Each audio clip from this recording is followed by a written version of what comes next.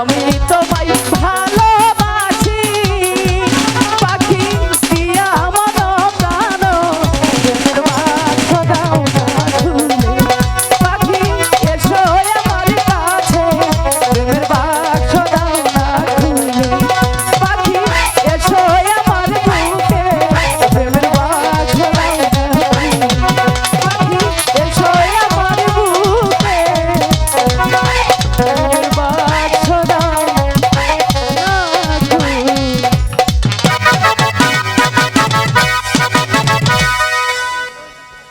পাখি বলো পাখিরাজ। এবার তো তোমার বিশ্বাস হয়েছে?